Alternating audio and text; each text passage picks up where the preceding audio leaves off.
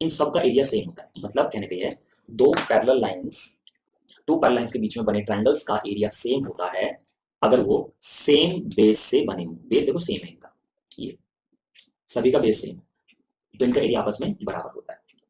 दो parallel line के बीच में एक ही आधार से बने ट्रायंगल्स का एरिया बराबर होता है। ठीक है, ये हो गया। चलो अब हम पढ़ते हैं सर्कल के बारे में। ठीक है, अब हम पढ़ते हैं सर्कल के बारे में। अब जरा ध्यान से मेरी बात को सुनिएगा, मैं थोड़ी देर प्राइवेट कर दूं इसको। ठीक है, जब क्वेश्चंस कराएंगे तब इसको पब्लिक कर दूंगा। देखिए, सर्कल में इसको हम रेडियस बोलते हैं। ठीक है, इसको हम डायमीटर बोलते हैं, इसको हम रेडियस बोलते हैं, इसको हम डायमीटर बोलते हैं, इसको हम कोण बोलते हैं, और इसको हम सीकेंट बोलते हैं, और इसको हम टेंजेंट बोलते हैं। ठीक है, तो ये कुछ हिस्से हैं इसके सर्कल। स्क्रीनशॉट लें, नोट लिखें।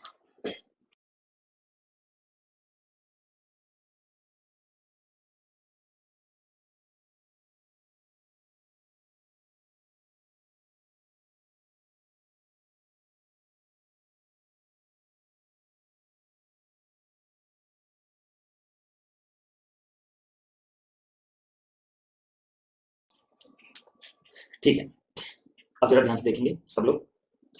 सर्कल की कुछ प्रॉपर्टीज होती है, मैं सारी प्रॉपर्टीज को पिक्टोरियल फॉर्म में बना रहा हूं ताकि आपको याद रहे। ठीक है, ध्यान से देखिए।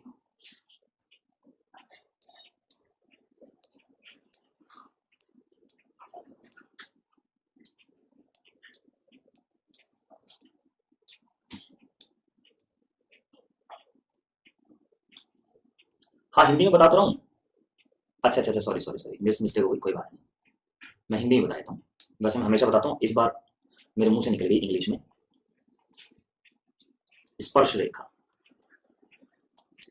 जीवा, छेदक रेखा,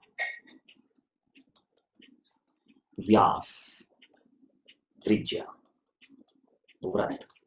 ठीक है, हाँ, क्लियर। विराट,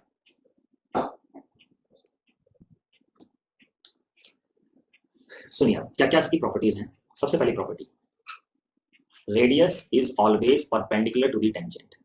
ठीक है, नेक्स्ट, अर्धवृत्त पर बना कोण समकोण होता है। Angle in semi circle always 90 degree. मान लीजिए कोण है, ये सेंटर है, कोण से सेंटर पर बना एंगल सर्कमफेरेंस पर बने एंगल का 2 गुना होता है। ठीक है, एक ही कोण से सर्कमफेरेंस पर आप कितने भी एंगल्स बना लो, उन सभी की जो मेजरमेंट होती है, मेजर होती है, वो बराबर होती है।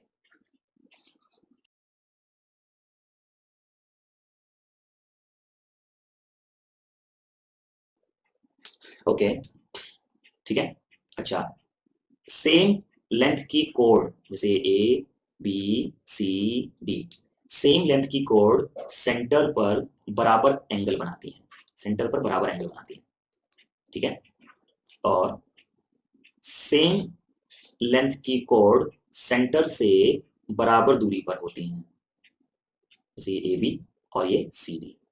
ठीक है, मतलब ये ए बी बराबर सी डी है, इसमें इसमें भी ए बी बराबर सी डी है। ठीक है, अब ठीक है, नेहा, सेम लेंथ की कोण सेंटर से बराबर दूरी पर होती है, और किसी भी कोण पर सेंटर से डाला गया परपेंडिकुलर कोण को 2 बराबर भागों में बांटता है। ओके, और ये जो डायमीटर होता है, डायमीटर जो होता है, ये लॉन्गेस्ट कोण होती है। लॉन्गेस्ट कोण, सबसे बड़ी जीवा, सबसे बड़ी जीवा होती है लॉन्गेस्ट कोण। ठीक है, ये हो गया। तो ये प्रॉपर्टीज है, इसको एक बार नोट कर लो जरा जल्दी से, फिर आगे बढ़ेंगे। ठीक है, नेहा कहीं 2 और 3 बता। नेहा देखो, angle in half circle always 90 degree, मतलब अर्धवृत्त पे बना कोण हमेशा समकोण होता है। ठीक है, और सेम कोण से सेंटर पे बना एंगल सर्कमफेरेंस पे बना एंगल का 2 गुना होता है। स्क्रीनशॉट लीजिए, नोट लीजिए।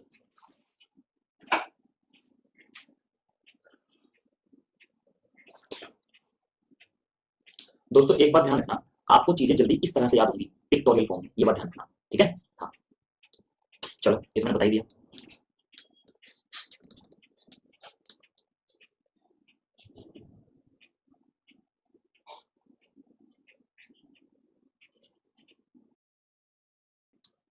कॉमन टेंजेंट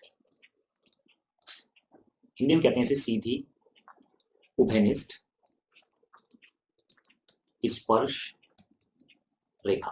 ठीक है, ये क्या होती है, जैसे दो सर्कल हैं तो ये होती है डायरेक्ट कॉमन टेंजेंट, ये होती है डायरेक्ट कॉमन टेंजेंट। जैसे ये R1 है, ये R2 है, और दोनों सेंटर्स के जो बीच की दूरी है वो D1 है, B है, तो ये AB या फिर CD, इसकी लेंथ निकालने को आपके एग्जाम में आता है। इसे कहते हैं डायरेक्ट कॉमन टेंजेंट की लंबाई निकालना। ये होता है distance between the centres minus R1 minus R2 whole square. ये होते हैं direct common tangent. Direct formula पूछा जाएगा एग्जाम में, डायरेक्ट फॉर्मूला पूछा जाएगा, ठीक है ना। हाँ। अच्छा, एक होती है ट्रांसवर्सल कॉमन टेंजेंट, यहाँ बनाया तो जगह नहीं है। एक होती है transversal common tangent.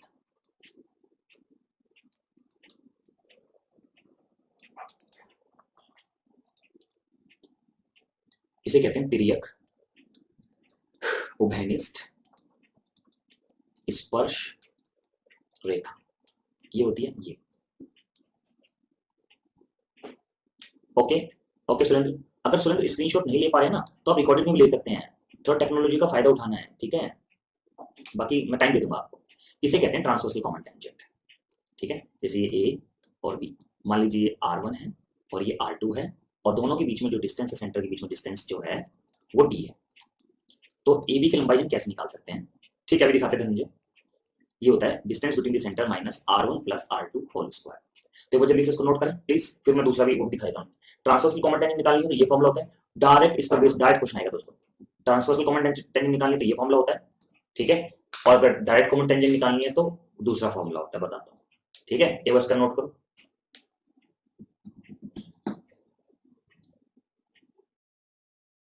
Direct common tangent का फॉर्मूला ये रहा, ट्रांसवर्सल कॉमन टेंजेंट का फॉर्मूला ये रहा, ठीक है। स्क्रीनशॉट आप रिकॉर्डेड में ले सकते हैं, ये हिंदी में लिखा है बस। हाँ, अगर दोनों सर्कल टच हो तो ये डायरेक्ट फॉर्मूला लगा के भी आप डायरेक्ट कॉमन टेंजेंट की लंबाई निकाल सकते हो, अगर दोनों सर्कल टच हैं एक दूसरे से, ठीक है। ये बना उसी से मेन फॉर्मूले से, लेकिन इसको भी याद रखो तो थोड़ा सा आसान हो जाता है, ठीक। अच्छा आप सुनो, मान लो आपके पास दो सर्कल्स हैं इस तरह से, इसमें कितनी डायरेक्ट कॉमन टेंजेंट, इसमें कितनी कॉमन टेंजेंट बन सकती है, एक तो ये बन सकती है, एक ये बन सकती है। ऐसा क्वेश्चन आ जाता है कई बार कि कितनी कॉमन टेंजेंट बनाई जा सकती है, एक ये बन सकती है, कितनी बन सकती है, 4, ठीक है। अच्छा, अगर सर्कल एक दूसरे को टच कर रहे हैं तो कितनी बन सकती है, 3, 1,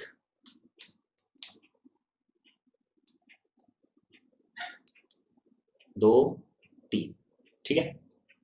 और अगर एक दूसरे को इंटरसेक्ट कर रहे हैं तो कितनी बन सकती हैं, यहाँ पे देखो 3 बन रही है, इंटरसेक्ट कर रहे हैं तो कितनी बन सकती हैं, 2 बन सकती हैं, ठीक है। और अगर एक दूसरे को इंटरनली टच कर रहे हैं तो कितनी बन सकती है, 1 बन सकती है। और अगर एक दूसरे के कोसेंट्रिक है, मतलब एक दूसरे के ऊपर नहीं है, तो 1 भी नहीं बनेगी, यहाँ 1 बन रही है, ठीक है। अगर एक दूसरे के ऊपर ओवरलैप कर रहे हैं, मतलब दूसरा सर्कल इसके ऊपर ही है, तो अनगिनत बन सकती है, अनगिनत बन सकती है, इंफिनिटी, ठीक है ना। स्क्रीनशॉट लो, नोट लिखो।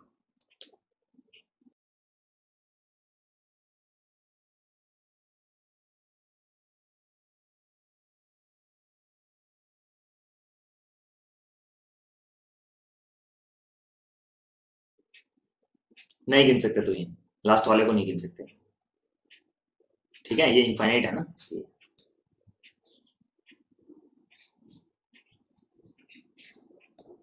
ठीक, ये मैंने पढ़ा दिया, ये हिंदी में है, ये भी बता दिया, ठीक है, ये भी बता दिया मैंने, ठीक है, ये भी बता दिया है, ये भी हो गया, ये भी हो गया, ये भी हो गया, ठीक है। ये 3 प्रॉपर्टीज बेहद बेहद बेहद इंपॉर्टेंट प्रॉपर्टीज है, ऐसा कोई एग्जाम नहीं होता जिसमें इनमें से कोई एक प्रॉपर्टी ना आए, ठीक है। क्या है प्रॉपर्टी, लिखवा देता हूं, देखो। जैसे इसको ले रहा हूँ ए बी, ये बी है और ये B, A B C D ये है, ठीक है। ये ए पी बी पी बराबर C P into D P होता है, ठीक है। इसमें भी A P into B P बराबर C P into D P होता है और इसमें भी A P into D P बराबर पी टी स्क्वायर होता है। दोस्तों ध्यान से मेरी बात को सुनना, ध्यान से मेरी बात को सुनना। देखो A P into B P बराबर होता है C P into D P, मतलब हर पॉइंट से मीटिंग पॉइंट तक जाते हैं।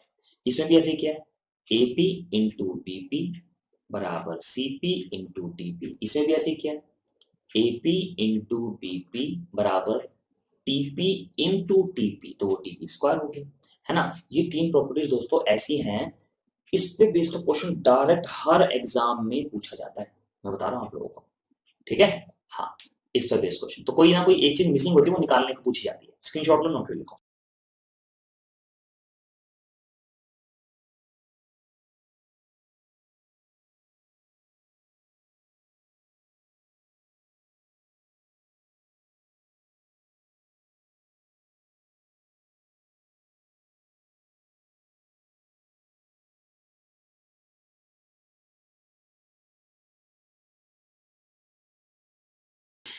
अब जरा ध्यान दो, ये होती है ऑल्टरनेट सेगमेंट थ्योरम, मतलब ये एंगल इस एंगल के, ये पूरा एंगल ले लेना, पूरा लेना इसको, ठीक है। इस एंगल के बराबर होता है और ये वाला एंगल इस एंगल के बराबर होता है, इसे कहते हैं ऑल्टरनेट सेगमेंट थ्योरम, ठीक है। अभी क्वेश्चन कराएंगे तो समझ में आ जाएगा क्या है ये, कैसे काम करेगी, ठीक है। अब कभी ध्यान रखना, जब कभी भी तीन सर्कल इस तरह से आपस में जुड़े हुए हों, मतलब ये एक दो तीन इस तरह से जुड़े हुए हैं, इसकी रेडियस ए है, इसकी रेडियस बी है और इसकी छोटे वाले की रेडियस सी है, तो ये रिलेशन होल्ड करती है, इसको याद कर लीजिएगा।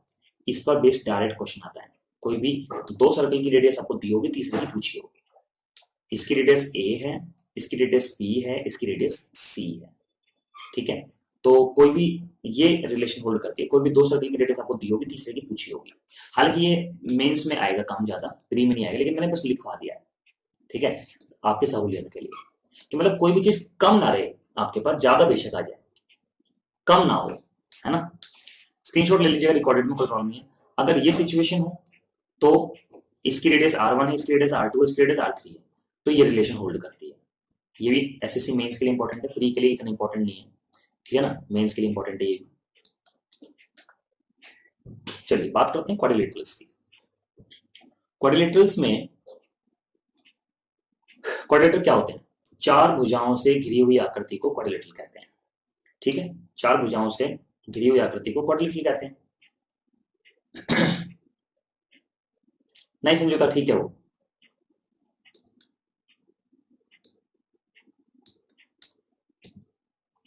हाँ ये मतलब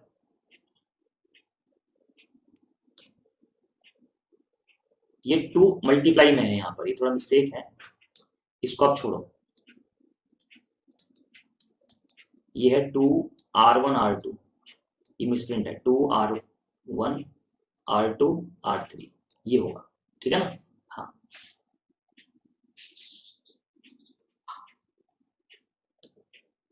चलो क्वाड्रिलेटरल क्या होता है, क्वाड्रिलेटरल क्या होता है, चार भुजाओं से घिरी हुई आकृति को क्वाड्रिलेटरल कहते हैं, ठीक। अब बात करते हैं क्वाड्रिलेटरल की। क्वाड्रिलेटरल की खास बात पता है क्या होती है, क्वाड्रिलेटरल की खास बात क्या होती है, अगर आप किसी भी क्वाड्रिलेटरल के मिड पॉइंट को मिला दोगे ना और एक फिगर बनाओगे तो अंदर पैरेललोग्राम बनेगा, मतलब समांतर चतुर्भुज। ध्यान दो मेरी बात। अब बात करते हैं क्वाड्रिलेटरल की। क्वाड्रिलेटरल की खास बात पता है क्या होती है, क्वाड्रिलेटरल की खास बात क्या होती है, अगर आप किसी भी क्वाड्रिलेटरल के मिड पॉइंट को मिला दोगे ना और एक फिगर बनाओगे तो अंदर पैरेललोग्राम बनेगा, मतलब समांतर चतुर्भुज। ध्यान दो मेरी बात, किसी भी आप कैसे भी क्वाड्रिलेटरल बना लो, कैसा भी बना लो, चलो मैं टेढ़ा मेढ़ा बना रहा हूं, लो ये लो ये लो ये लो ये लो, ऐसा बना दिया। अब मिड पॉइंट को मिला के देखते हैं, 1 2 3 4, आप मिड पॉइंट को मिलाओ, बिल्कुल सीधा बनेगा और मतलब पैरेललोग्राम बनेगा। आप किसी भी क्वाड्रिलेटरल के मिड पॉइंट को मिला दो, हमेशा आपको पैरेललोग्राम मिल जाएगा, समांतर चतुर्भुज मिल जाएगा, इस बात की गारंटी है। ठीक है, तो इसमें भी कई सारी चीजें हैं, बताता हूं आपको लाइन से। अगर किसी भी क्वाड्रिलेटरल के, ध्यान से देखिएगा, क्वाड्रिलेटरल के मिड पॉइंट को मिलाओगे तो पैरेललोग्राम बनता है। मतलब किसी भी, चलो हिंदी भी बता देता हूं इनकी, और कभी भी आप किसी पैरेललोग्राम के मिड पॉइंट को मिलाओगे और एक फिगर बनाओगे अंदर उसके, तो पैरेललोग्राम ही बनेगा। और कभी भी आप किसी रेक्टेंगल के मिड पॉइंट को मिलाओगे तो रोम्बस बनता है। एक क्वेश्चन आ जाता है कई बार इस पे बेस। और कभी भी आप रोम्बस के मिड पॉइंट को मिलाओगे तो रेक्टेंगल बनता है।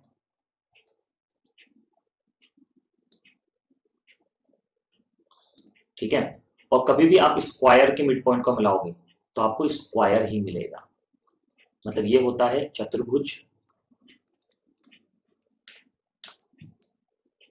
ये होता है चतुर्भुज, ये समांतर चतुर्भुज,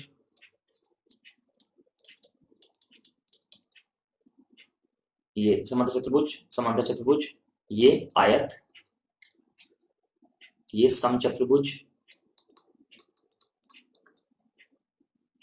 और ये वर्ग। तो इसकी हिंदी बता दी मैंने सबकी। ठीक है ना, तो कभी कभी इस पर बेस्ड डायरेक्ट क्वेश्चन आ जाता है कि बताओ कि रेक्टेंगल के मिड पॉइंट को मिलाएंगे तो क्या बनेगा, तो बनेगा रोम्बस। स्क्रीनशॉट ले लीजिए दोस्तों और लिख दीजिए नोटेड।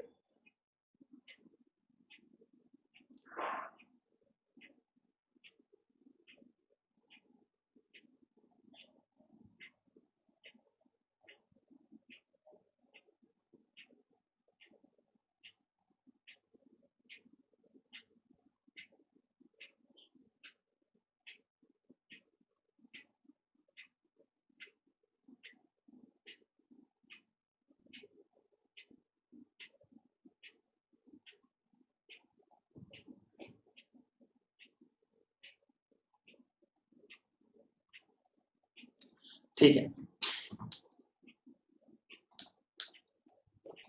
रेक्टेंगल बताइए आपको, आमने सामने की दोनों साइडें बराबर होती हैं और समांतर होती हैं, इसे रेक्टेंगल कह देते हैं।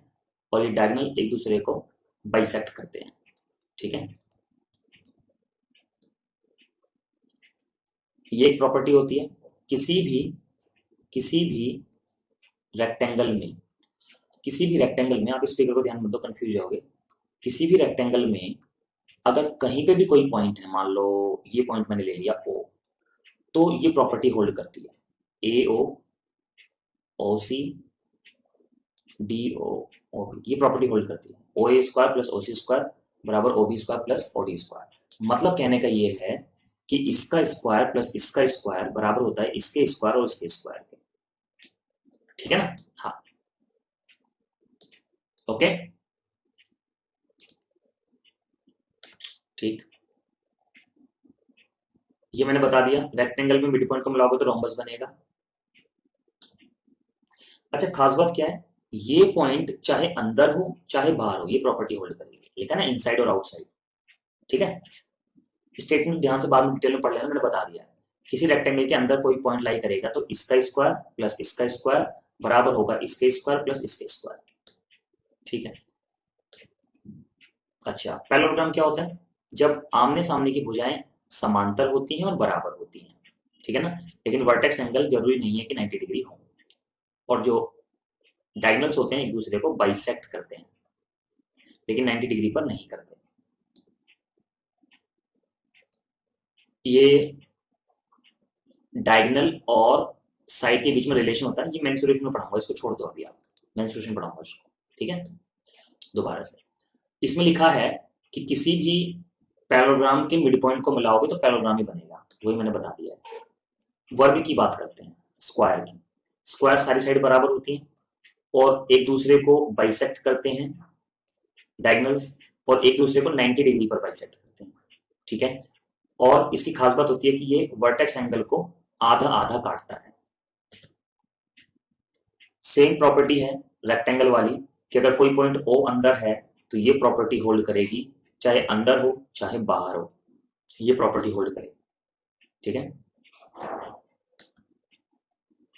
ये मैंने पढ़ा दिया। स्क्वायर के मिड पॉइंट को मिलाओगे तो स्क्वायर ही बनेगा। रोम्बस समचतुर्भुज, सारी भुजाएं बराबर होती हैं, डायगोनल्स एक दूसरे को बाइसेक्ट करते हैं और 90 डिग्री पर काटते हैं। रोम्बस के मिड पॉइंट को मिलाओगे तो रेक्टेंगल बनेगा, ये मैंने बता दिया था आपको, ठीक है। ये है ट्रेपेजियम। ट्रेपेजियम में ऐसा कोई रूल नहीं है, रूल्स वो जो आप सोच रहे हैं वो है साइक्लिक क्वाड्रिलेटरल, अभी बताऊंगा, ठीक है। ट्रेपेजियम, ट्रेपेजियम क्या होता है? आमने सामने की दो भुजाएं समांतर होती हैं और दो भुजाएं असमांतर होती हैं, ठीक है, और ये हाइट होती है। तो इन मैं स्लो ही पढ़ा रहा हूं, मैंने उन स्लाइड्स को आगे किया है जो स्लाइड मैंने पढ़ा दी है अब हाथ से लिख के, ठीक है ना। हाँ ठीक है। अब ट्रेपेजियम में ध्यान दीजिए, जैसे ये ट्रेपेजियम है P Q R S, M जो है पी एस का मिड पॉइंट है, एन जो है आर क्यू का मिड पॉइंट है, ठीक है ना। हाँ, तो ये जो एम एन है ना, एम एन, इसे कहते हैं मीडियन ऑफ ट्रेपेजियम। इसकी लंबाई निकालने के लिए क्या करते हैं, इसको और इसको ऐड करके 2 से भाग कर दो, बस आंसर आ जाता है। मतलब कहने का ये है, अगर मान लो ये ए है, मान लो ये बी है और आपको ये निकालना है, तो ये होगा a प्लस बी बाई 2, बस, ठीक है। इस पर बेस क्वेश्चन आ जाता है आपके एग्जाम में। अच्छा, अगर ट्रेपेजियम में दो डायगोनल्स एक दूसरे को काट रहे हैं और m जो है पी आर का मिड पॉइंट है, n जो है एस क्यू का मिड पॉइंट है, तो जो एम एन है, एम एन, इसको निकालने का तरीका होता है, मान लीजिए ये b ले लेता हूं, ये a ले लेता हूं, ठीक है। एम एन को निकालने का तरीका होता है 1/2 b माइनस a, बस बड़े में से छोटा घटा दो, 2 से भाग कर दो, ठीक है। तो दोस्तों ये थी आपकी प्रॉपर्टीज, सारी प्रॉपर्टीज मैंने करा दी आपको। अच्छा, याद एकदम से नहीं होगी, मैं भी जानता हूं इस बात को, क्योंकि 2 दिन लगे कराने में ही। अच्छा, आप एक काम कीजिएगा मेरे कहने से, जहां पे भी आपने प्रॉपर्टीज लिखी हैं, जहां पे भी आपने प्रॉपर्टीज लिखी हैं, उसके बाद 5 पेज छोड़ दीजिएगा। 5 पेज छोड़ने के बाद क्वेश्चंस को सॉल्व करना शुरू कीजिएगा। 5 पेज क्यों कह रहा हूं, क्योंकि जब हम क्वेश्चंस कराएंगे तो काफी सारी ऐसी चीजें आपके सामने आएंगी, काफी सारी ऐसी चीजें आपके सामने आएंगी, काफी सारी चीजें ऐसी सामने आएंगी आपके, जो कि आपको लगेगा यार ये तो नई बात बताई है सर ने, तो वो वहां पे ऐड कर लेना, ठीक है। क्लियर?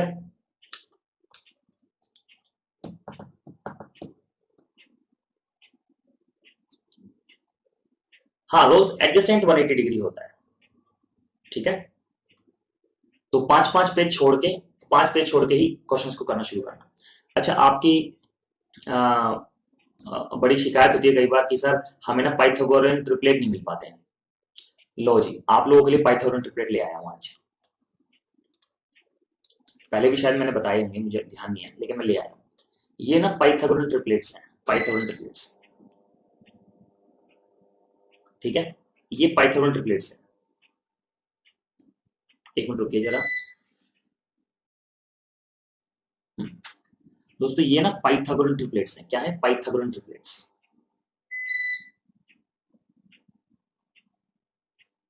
लाइट चली गई है शायद। ठीक है दोस्तों, ये पाइथागोरन ट्रिपलेट्स हैं।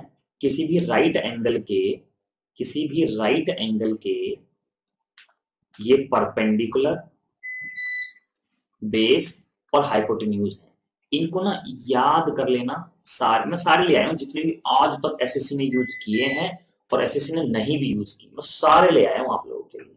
देख लीजिए, ये एसएससी मेंस 2018 में आया था, ये भी 2018 में आया था, ये सीएचएसएल 2019 में आया था, और ये तो खैर कॉमन है ही, है ना। तो ये परसेंट टेबलेट बहुत यूजफुल है। अच्छा, इनके मल्टीपल भी, जैसे इसका इसमें 2 की मल्टीप्लाई कर दो तो ये हो जाएगा 6 8 10 हो जाएगा, ये हो जाएगा 10 24 26। तो ये भी परसेंट टेबलेट बहुत इंपॉर्टेंट है, तो ये याद कर लीजिएगा, ठीक है। स्क्रीनशॉट ले लीजिए, नोट लिख लीजिए जल्दी से।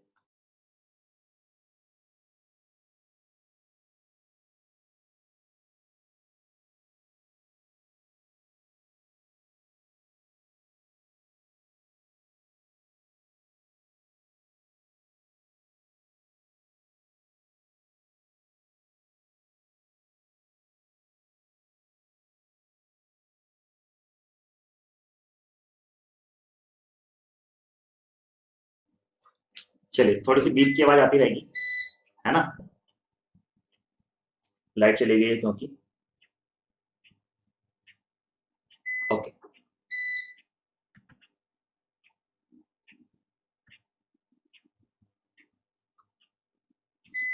ठीक। अब बढ़ते हैं क्वेश्चंस की तरफ। चलिए, अब करते हैं क्वेश्चंस। तो सब लोग तैयार हैं क्वेश्चंस के लिए? बहुत टाइम से आपको इंतजार था, सर क्वेश्चंस कराओ क्वेश्चंस कराओ, बहुत ज्यादा हो गया। अब तो थ्योरम, इतनी सारी थ्योरम करा दी सर, कैसे याद करेंगे? अब हो जाएंगी यार जब क्वेश्चंस कराएंगे, ठीक है। हाँ, तैयार हो गए क्वेश्चंस के लिए सब लोग? अब मैं चैट को पब्लिक कर देता हूं, अब देखते हैं आप लोगों के किस किस का आंसर आते हैं। चलो, ये रहा पहला क्वेश्चन। इजी क्वेश्चन से शुरू करूंगा और धीरे धीरे हाई लेवल क्वेश्चन तक जाएंगे, ठीक है। करो इसको जल्दी से,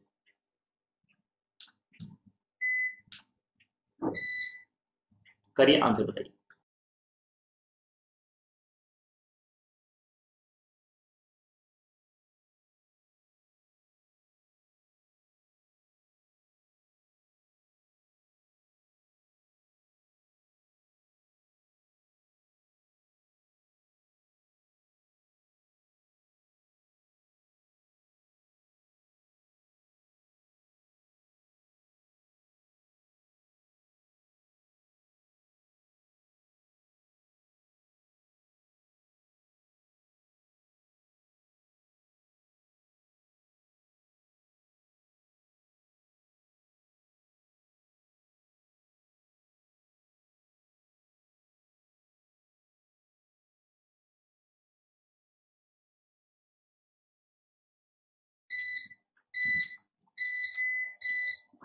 ठीक है।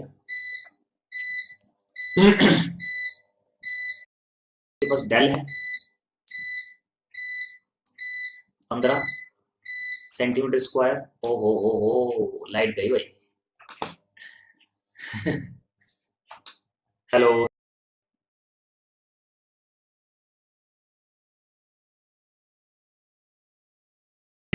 काम चल जाएगा।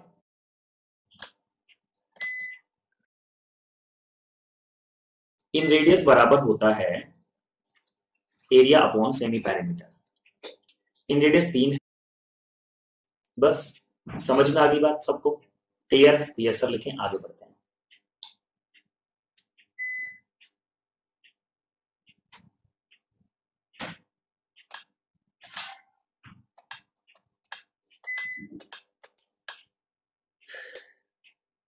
कोई कह रहा है सर आज राज खुल ही गया कि आप कहां बैठे हो। हाँ हाँ, मतलब सेमी पैरामीटर 5 है ना, तो पैरामीटर डबल हो जाएगा ना। हो गया। चलो, प्रभा कह रही सर 5 कैसा है? प्रभा देखो, देखिए 3, सेमी पैरामीटर एरिया देखा 15, सेमी पैरामीटर निकल जाएगा यहाँ से, 3 पंजे 15, एस इधर चला जाएगा, 5 सेंटीमीटर हो गया सेमी पैरामीटर, तो पैरामीटर डबल हो जाएगा ना। हाँ, चलो बताओ इसका आंसर जल्दी से, कम ऑन एवरीवन, बताइए बताइए।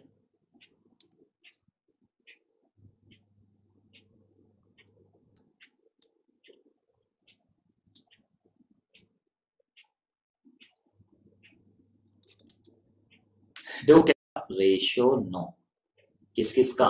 ट्रायंगल एबीसी का और ट्रायंगल एल एम एन का। ध्यान से देखो, जब एरिया का रेशियो, तो देखो ध्यान से देखना, एम, तो ए बी है कितना? 6, तो 2 तिया 6, तो 3 तिया 9, ओ,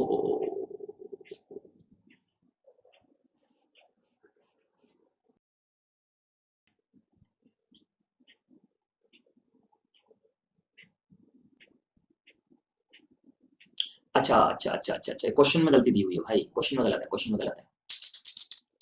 सॉरी मिस्टेक हो गई, क्वेश्चन में मिस्टेक है ये। क्वेश्चन में ये होना चाहिए था NLM, ये होना चाहिए था NLM, ठीक है, ये होना चाहिए था NLM। अब जरा मेरी बात को ध्यान से समझिएगा, ठीक है। देखो, एरिया का रेशियो दिया हुआ था, हमने साइड का रेशियो निकाल लिया। अब हमें देखो ML निकालना है, ML तो ML किसके करस्पॉन्डिंग होगा? BC के करस्पॉन्डिंग होगा, है ना। अब बताओ BC कितनी है?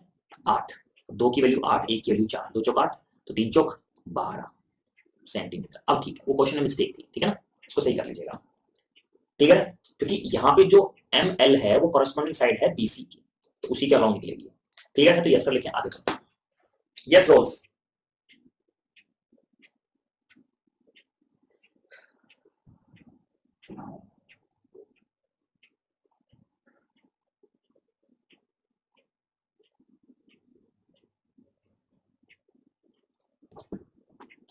ठीक है, आगे बढ़ते हैं, इसका बताइए जल्दी से। AC का कोई रोल नहीं है राधा। ठीक है, करो। एक्स्ट्रा चीजें भी होती हैं क्वेश्चन जिनका कोई यूज नहीं होता। करिए इस क्वेश्चन को। क्या लिखा है? If the radius of the circle of an equilateral triangle is 8 centimetre, then measure of the radius of its incircle is what? Incircle क्या कहा? देखो, radius of the circumcircle of an equilateral triangle is 8 centimetre. आपको बताना है radius of in circle. सब लोग ध्यान से मेरी बात को समझेंगे। इक्विलेटरल ट्रायंगल में ना दोस्तों, देखो, ये इन सर्कल है, ये सर्कम सर्कल है। तो जो इन सर्कल की रेडियस होती है वो होती है a/2√3, और जो सर्कम सर्कल की रेडियस होती है, सर्कम रेडियस, वो होती है a/√3। ठीक है, ये फॉर्मूला मैंने लिखवाए हुए हैं आपको। अब अगर आप इसका रेशियो निकालो दोनों का, तो ये होगा a/2√3 और a/√3। √3 से √3 जाएगा, तो a से a जाएगा, तो ये 2 उधर चले जाएगा, तो 1:2 आ जाएगा। मतलब इक्विलेटरल ट्रायंगल की इन रेडियस में और सर्कम रेडियस में 1:2 का अनुपात होता है। हाँ, 1:2 का अनुपात होता है। ठीक है, तो इन रेडियस कितनी है, मतलब सर्कम रेडियस कितनी है? 8, तो 2 की वैल्यू 8, तो 1 की वैल्यू 4। आंसर समझ में आ गई बात? हमेशा ध्यान रखना, इक्विलेटरल ट्रायंगल में इन रेडियस सर्कम रेडियस का आधा होती है। तो अगर सर्कम रेडियस 8 है तो इन रेडियस 4 होगी, सिंपल सी बात है। सबको क्लियर? तो लिखें यस सर। देखो, मैंने कहा ना, आप प्रॉपर्टीज के बिना आगे नहीं बढ़ सकते। हाँ, प्रॉपर्टीज आपको याद नहीं है, कोई बात नहीं, बस इस बात पे तो एग्री रहो कि हाँ भाई हमने डिस्कस की थी ये बात, याद तो आपको अपने आप हो जाएगी। अब देखो, ये नई बात आपके सामने आई, तो इसको नोट डाउन कर लेना वो 5 पेजेस में, कि कि इक्विलेटरल ट्रायंगल में इन रेडियस सर्कम रेडियस का आधा होती है। इसी तरह से आपके नोट्स बनेंगे अच्छे। ठीक है, करो, देखते हैं कौन कौन करता है। हो जाइए शुरू, 1 मिनट आपके लिए, करिए।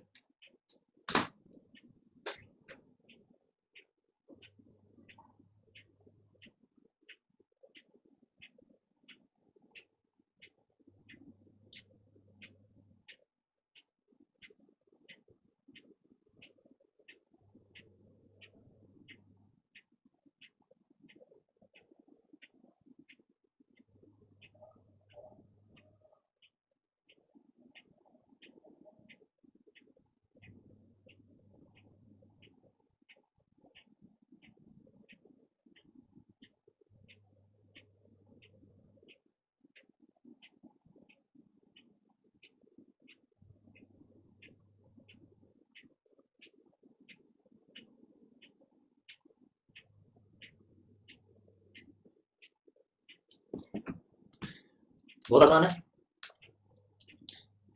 The base and altitude of an isosceles triangle are 10 centimetre and 12 centimetre.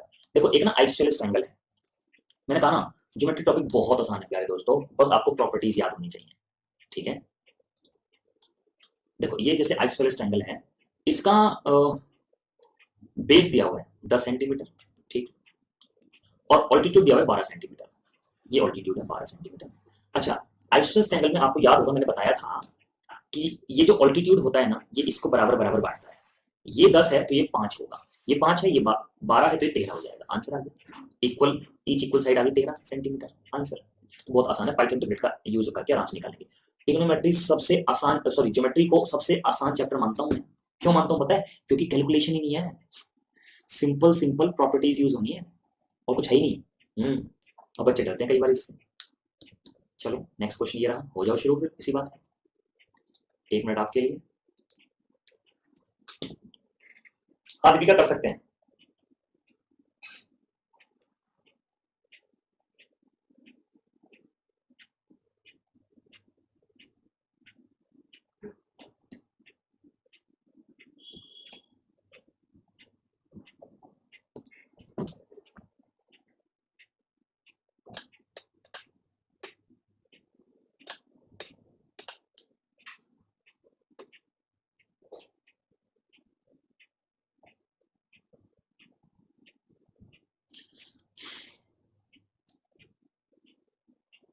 ठीक है, देखो क्या लिखा है, triangle P Q R is right angle at Q. Triangle P Q R right angle है क्यू पर।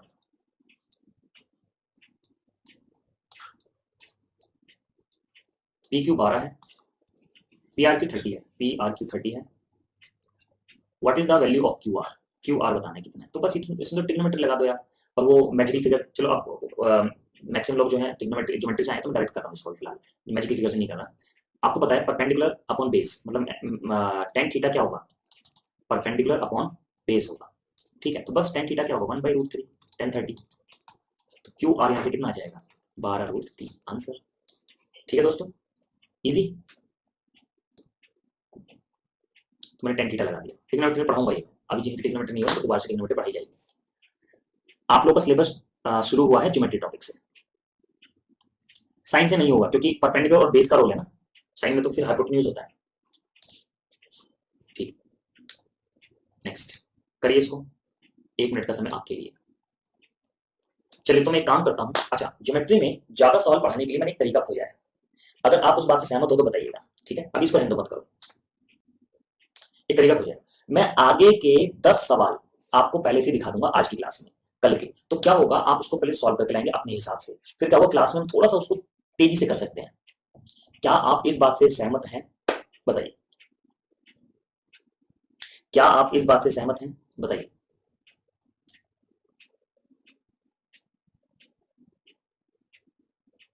तरीका अच्छा है, ओके। तो उससे फायदा क्या होगा? उससे फायदा क्या होगा कि हम ज्यादा क्वेश्चन पढ़ा पाएंगे आपको। ठीक है, और मैं ज्यादा पढ़ाना चाहता हूँ, तो आप स्क्रीनशॉट लेना शुरू करेंगे बस। अच्छा, स्क्रीनशॉट भी यहाँ पे मत लेना, इस रिकॉर्डेड वीडियो में ले लेना। ठीक है, चलो 1,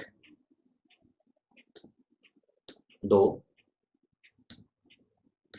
3, 4, 5, 6, 7, 8, 9, 10, 11, 12, 13, 14, 15 क्वेश्चन दिखा दिए विद आंसर। ठीक है, तो देखो आप लोगों को होमवर्क करके लाना है। अगर होमवर्क करके नहीं लाए भैया मैं नाराज हो जाऊंगा, सीधी सी बात है। देखो, अगर आप ज्यादा पढ़ना चाहते हैं तो मुझे आप लोगों का साथ चाहिए। अगर आप ज्यादा पढ़ना चाहते हैं ना, तो मुझे आप लोगों का साथ चाहिए बस। तैयार हो फिर ज्यादा पढ़ने के लिए? मैं इतना कहता हूँ, ये 15 क्वेश्चन आप एक बार ट्राई करके आना, चाहे क्वेश्चन हो ना हो कोई फर्क नहीं पड़ता है, लेकिन ट्राई करना हुआ होना चाहिए। ठीक है, तो हम पता है ज्यादा पढ़ पाएंगे फिर चीजों को। ठीक है, चलो तो मिलते हैं अपनी नेक्स्ट क्लास में, तब तक थैंक यू, नमस्कार, जय हिंद।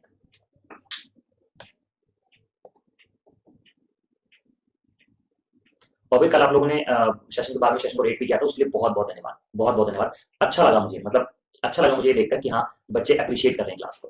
ठीक है ना, हाँ thank you so much, thank you so much. मुझे याद आ गया अचानक से, फिर वापस आया हूँ बताने। Thank you guys, thank you, जय हिंद।